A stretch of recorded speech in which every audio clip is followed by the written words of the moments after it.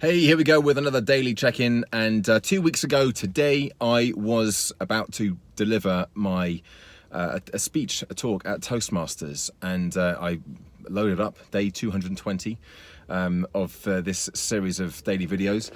The actual presentation itself, and the part of that presentation was for me to then have an evaluation and then to redo the presentation, and that is tonight. That's what's happening right now, or about to happen in about an hour's time.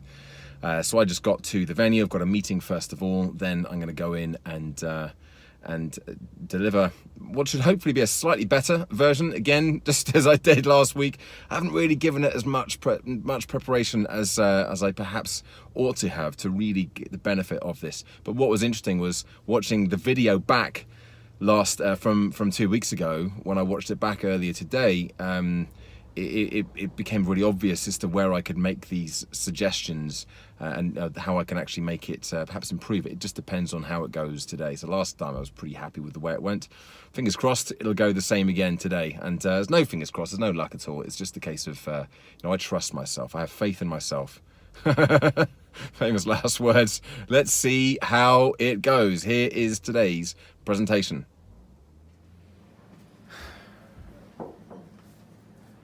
I know what to do, so why don't I do it? Have you ever found yourself asking that question? Have you ever said that to yourself? Put your hand up if you've ever found yourself asking, why am I doing these things? I know what I should be doing. Right? It often comes up in the context of health and fitness and well-being and diet and exercise. And not only is it not especially helpful to help us achieve our goals, but it can be incredibly frustrating. And we know what we should be doing. We know what we should be eating. We know what we shouldn't be eating, what we shouldn't be doing. Yet there's a block between the things that we know and the things that we actually do. Now, for the last decade and a half, I've worked with and observed thousands of people trying to make changes in their lives. Behavior change, changing their diets, changing their exercise habits, changing their professional life, changing any aspect of their life, but they're looking at doing things differently to get a different result. And what I've noticed is that those people who seem able to make those changes, to transition from just knowing conceptually what they should be doing to actually doing it, there are a number of characteristics, or more specifically thought processes, that they have in common. And I want to share one of those things with you this evening. What I found is that when people are willing to pay the price of discomfort and inconvenience and change, they're willing to do so when they believe that it will lead to a reward worth having. I'll say that again.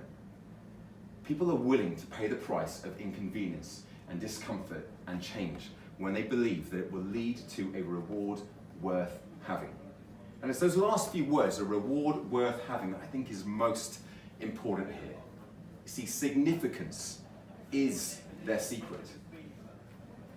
There's a great little story, which some of you may have heard before, about a man walking down the street. And he's walking along and he comes across 3 bricklayers. And he goes to the first bricklayer, what is it that you're doing? And the bricklayer says, well, I'm laying bricks. So he goes to the second bricklayer and he says, well, what is it that you're doing? And the second bricklayer says, I'm putting up this wall. And he goes to the third bricklayer and he says, what is it that you're doing? And the third bricklayer says, I'm building a cathedral. Now that's a story that's about purpose. It's about how whatever we do in our lives, we can give it some meaning. It can drive us internally. But I like to think of that story from the perspective of the brick. You see, one brick by itself is just an insignificant lump of rock. It doesn't mean anything. But you put enough of these bricks down and you build a wall. And you do that consistently enough over time and you end up with a cathedral. I like to think of this as going a little further as well. If there was a fourth bricklayer then, and the guy asked the fourth bricklayer, maybe he would say, I'm building somewhere that people can come and worship, somewhere that people can connect. We're building a legacy for our generation. It's the why am I doing this? What is the goal? The cathedral ends up in the story. This is our goal. And why are we trying to achieve it? This is the thing, it's the significance that makes the difference. We've all been told in the past, I'm sure, that if you want something badly enough, then you'll find a way to make it happen. Conversely, if you don't find a way to make it happen, then obviously that means that you don't want it badly enough. And that's not great for motivation. And the good news is that it's not just about how much you want something that is going to govern whether or not you're going to be successful. There's more to it than that. Yes, you need to want something badly. You need to want it, but by itself that is not enough. And the good news is that actually we can create that significance. Everyone in this room is able to do that in just 3 very simple steps. I'm going to give you one of those steps tonight, and the other 2 you have to come to my seminar at the end of September. I got a laugh last time as well. No, I'm going to give you these 3 steps. It's really simple. In the last few minutes of tonight's presentation, I'm going to share those things with you. Because the first thing is to get crystal clear on why your goal is important. And a reward worth having. The cathedral and people coming to that cathedral to worship. What is the reason why you want to achieve that goal? If it's to get fit or to lose weight or to change shape or to run a marathon. Now, what would that mean to you in order to be able to do that? What is the why? That's the first step. Get really clear on why you want to do the thing. The second step is to connect the what to the why. To see these not as insignificant bricks that you're laying down, but to see them as a part of this great thing that you're trying to build. I think when you can make that connection, when you're doing the thing, that's where we start to create significance and meaning. Instead of getting up in the morning and having a glass of water and maybe going out for a walk at lunchtime or turning Netflix off 30 minutes earlier and having an early night. All of these things, without the significance, they just become more things that we should be doing. And then eventually, they're things that we stop doing. Has anybody ever found that before, where you start doing something, you feel really motivated to begin with, and then after a while, you just sort of, it's just a bit of a chore. Have you ever found that before? And so you go back to the start, frustrated a little bit more so than before. But when we give it significance, that's where we start to create the change. Connect the what to the why. That's the second step, and the third step is to do that every time you perform that behavior. Yes, it takes a little bit of willpower to get things going. Think of that as your activation charge to start things off.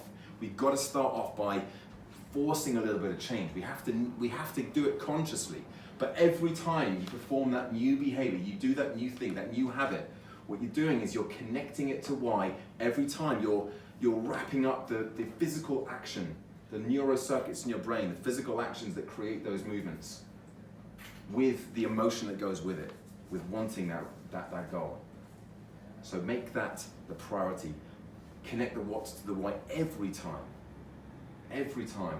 you carry out that new behavior. And then over time, they say it takes 21 days to build a new habit. It's not just about repetition, it's about paying attention and giving it intention. Breathing air into these new habits. That's what creates transformational change, and that is what I've discovered is one of the differences in the way that people who are able to make these transformational changes think.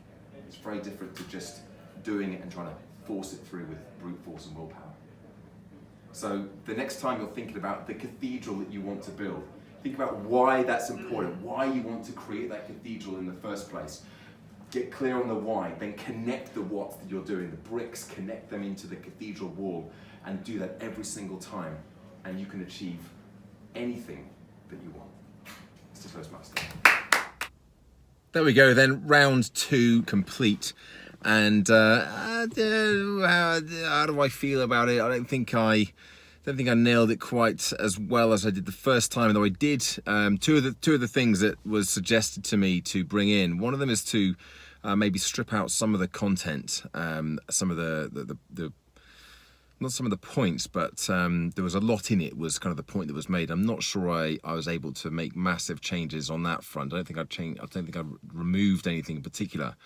Though I'll have to check back to see. And the second thing was to use more sort of rhetorical questions, and I did do that. I didn't really have a plan of exactly where I was going to do that, but there were a couple of moments later on in the talk, as you may have just seen there, that I just kind of asked the question, how do you feel about that, or got people nodding their heads. Although I've kind of done that before, it's always been a sort of an accidental thing. I've never really deliberately done it like that, and it was interesting to kind of see and feel the change in energy in the room when I did that. Certainly, I experienced it. I felt the change as people were actively engaging rather than kind of passively listening to the. So yeah, all in all, happy enough with tonight. Still things I could probably work on with that. I mean, this isn't a speech that I'm going to be giving again. It's not a speech that I'm going to be delivering at another venue or on another occasion. But it was still a really interesting process going through that. Give a talk, get an evaluation, give the talk again, and interweave some of the suggestions that were made. So yeah, useful to do.